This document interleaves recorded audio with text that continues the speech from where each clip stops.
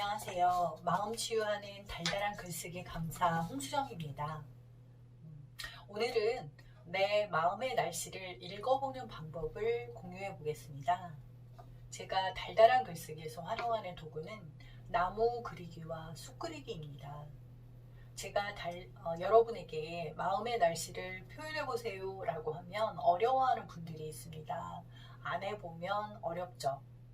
앞선 강의에서도 말했듯이 한국 사람들은 내 마음보다는 도리나 윤리를 중시하다 보니 내 마음이 내 마음인지 네 마음인지 잘 모르고 사는 경우가 많습니다. 또 긍정적인 표정이나 좋은 말만 해야 좋은 일이 생긴다는 믿음을 가진 분들은 나는 아무 문제 없어요. 늘 행복하고 사랑이 넘쳐 라고 하십니다. 남자분들은 어려울 때도 있지만 감정에 휘둘릴 시간이 없어. 이 산을 넘어 정복하자. 아자아자. 이런 반응을 보이는 분들도 많습니다. 모두 맞는 말씀입니다. 저도 상당히 긍정적인 마인드로 살고 있는 사람 중 하나인데요. 좋아 좋아 라고 말하고 자신에게 최면을 건다고 해서 다 잘 되지는 않습니다. 그런 경험을 다 해보셨죠? 왜 그럴까요?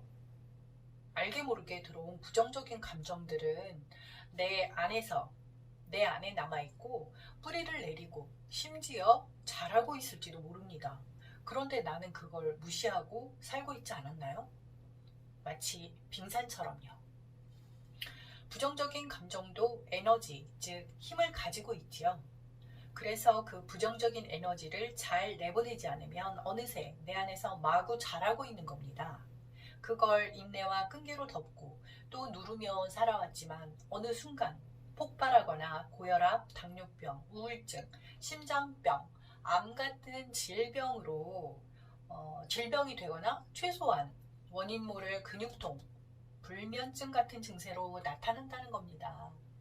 이 정도는 여러분도 다 알고 계시리라고 생각합니다. 그래서 저는 이 부정적인 감정과 적극적으로 이별하기로 결심한 것입니다. 제가 달달한 글쓰기로 부정적인 감정과 이별하는 과정을 여러분에게 차근차근 보여드릴 생각입니다. 부정적인 감정이 쉽게 발견되기도 하지만 다 찾아내기가 쉽지 않습니다. 뽑아도 자라나는 여름날 잡초처럼 참 많이 올라옵니다. 그래서 매일 뽑아내야 하는 것이죠. 내 마음은 빙산 같습니다. 보이는 부분은 불과 10%에 불과한데 그 아래 엄청난 것이 있지요. 위에 드러난 부분이 빙산이라고 단정할 수 있나요? 물속에 잠긴 90%는 무엇입니까? 자, 이 대목에서 우리는 용기를 내야 합니다. 내면을 들여다보는 용기입니다. 쉽지 않습니다. 그래도 그냥 저렇게 살면 되지 않나요? 10%면 어떻고 20%면 어때요? 다른 사람에게 피해만 안 주고 살면 되죠 라고 생각할 수 있습니다. 그런데 부정적인 감정이 남아있으면 긍정, 신뢰감, 이해심, 감사, 존경심 같은 좋은 감정이 나오기 힘듭니다. 부정적인 감정들이 나를 잡고 있는 것이죠. 그런 상태에서 일을 하면 잘 될까요? 긍정적인 마인드로 일하려고 매일 잘 될 거야 라고 말을 해도 뭔가 잘 안 풀리고 여기저기 몸이 아픈 경험을 해보셨을 겁니다. 그런 증세가 있다면 우리는 부정적인 감정의 영향을 받고 있는 것은 아닌지 의심해 봐야 합니다. 그래서 부정적인 감정들, 절망, 후회, 근심, 미움, 굴욕의 감정과 이별하려는 더 적극적인 노력이 필요합니다. 데이비드 호킨스는 운동역학 반응을 이용해 의식 지도를 만들었는데요. 부정적인 감정은 의식의 밝기가 낮습니다.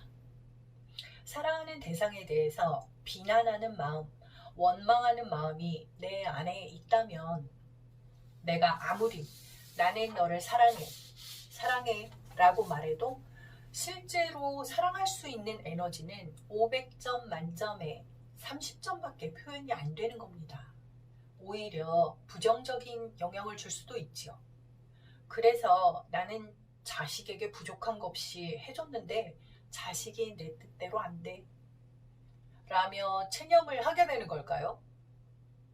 음성 기반 감정 측정 서비스를 제공하는 이스라엘의 니메시스, 비욘드 버벌, 일본의 히타치 같은 회사에서는 목소리의 파동을 이용해서 우울증, 분노, 기쁨, 슬픔, 평온 등의 상태를 판단한다고 합니다.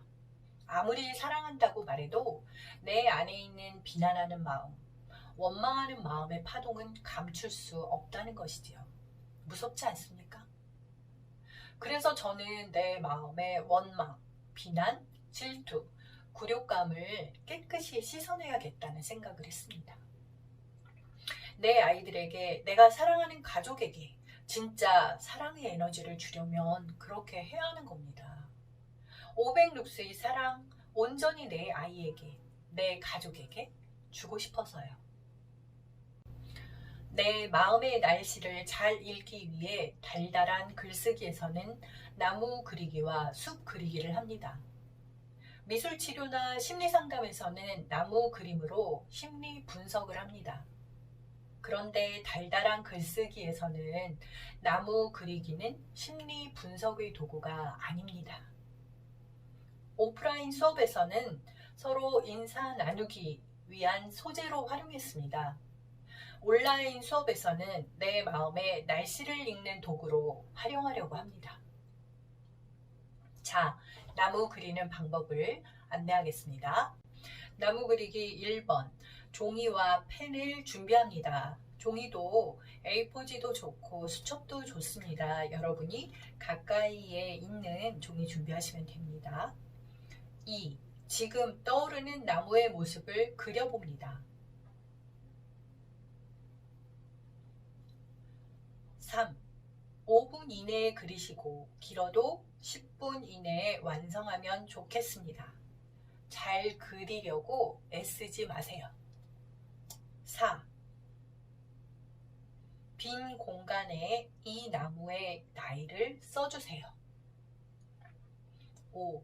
빈 공간에 이 나무의 이름을 지어주세요. 나무를 소개하는 글을 나무 그림 뒷면에 써보세요. 나무는 어디에 살까요? 깊은 산속에, 혹은 들판에, 혹은 우리 동네 어느 길가에 살까요? 요즘 지내기는 어떠신가요? 그곳의 날씨는 어떤가요? 나무의 소원은 무엇인가요?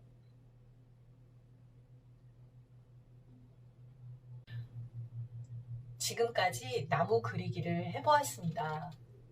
이 나무 그림은 버리시지 마시고 내가 항상 볼 수 있는 곳에 붙여 놓으세요.